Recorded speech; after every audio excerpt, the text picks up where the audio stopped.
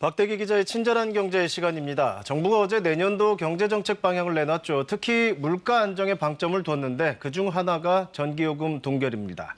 반가운 얘기긴 하지만 짚어볼 부분도 적지 않습니다. 박대기 기자 나와 있습니다. 박 기자, 이 연료비 연동제라고 하잖아요. 연료비가 많이 올랐기 때문에 전기요금 오를 걸로 예상이 됐잖아요. 네, 그렇습니다. 연료비를 그대로 반영했다면 한 30% 정도 전기요금이 오를 뻔했습니다. 네. 코로나19 이후에 올해 세계 경제가 회복되면서 국제 연료 가격이 급등하고 있기 때문입니다.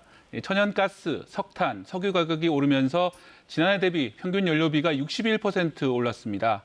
이 가격을 전부 반영하면 1kW시당 29원을 올려야 합니다. 우리가 내는 요금으로는 약 30%가량 전기요금이 상승할 요인이 있습니다. 네. 그런데 전기요금은 최종적으로는 정부가 결정합니다. 정부가 코로나19가 장기화되고 물가 상승이 높은 상황에서 국민 생활을 안정시키겠다는 이유로 전기요금을 동결하기로 결정한 겁니다. 그 정도라면 결국에 연료비 오른 만큼은 또 누군가 부담을 해야 된다는 얘기잖아요. 네, 그렇습니다. 결국은 일단 한국전력이 부담을 하는 것인데요. 네. 하지만 한국전력도 공기업인 만큼 만약 부채가 늘어난다면 그것 또한 나중에 문제가 될 수 있습니다. 네. 올해 한국전력의 적자가 벌써 1조 원, 발전 자회사까지 합치면 적자는 4조 원에 이를 것으로 예상이 됩니다. 한전도 이 적자를 해결은 해야겠죠. 네. 그래서 이번에 올리지 못한 요금은 추후에 요금을 조정할 때 반영하기로 했습니다. 즉 연료비가 지금처럼 높은 수준이 계속된다면 내년 2분기 이후 요금은 다시 올리려는 논의를 할 것으로 보입니다. 그러니까 그 얘기는 이제 그다음 요금 올릴 때 이제 폭이 더 커질 수밖에 없다는 얘기인데, 자, 여기에 지금 재생에너지 전환 이슈도 있고 이제 앞으로 갈수록 비용이 커지는 구조란 말이죠. 그러니까 지금 요금으로는 좀 괜찮다고 볼 수 있는 건가요? 네, 일단 외국 같은 경우에는 이미 재생에너지 전환 비용을 전기요금에 상당히 많이 반영하고 있습니다. 네. 우리도 조금씩 반영은 하고 있지만 아직 본격적으로는 인상을 하지 않았기 때문에 이후에 전기요금 인상 부담이 커질 우려가 있습니다.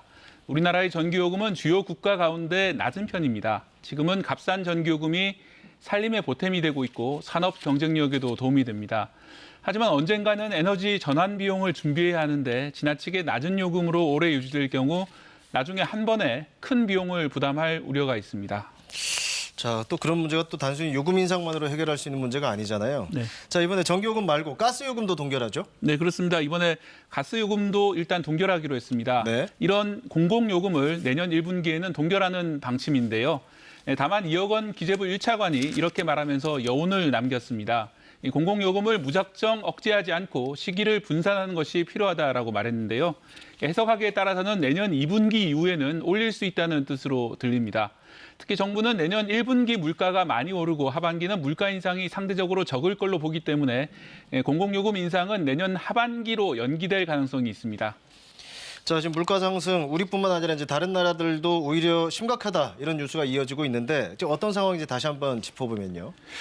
네, 말씀드렸던 연료비뿐만 아니라 코로나로 직장을 떠났던 사람들이 돌아오지 않는 경우가 많이 있기 때문에 특히 외국에서요. 인건비가 많이 올랐고요. 네. 또 반도체 부족 현상 때문에 중고차 가격이 오른 국가가 적지 않습니다. 마찬가지로 반도체 부족 현상이 있는 스마트폰과 가전제품 가격도 국제 가격이 심상치 않은 상황입니다.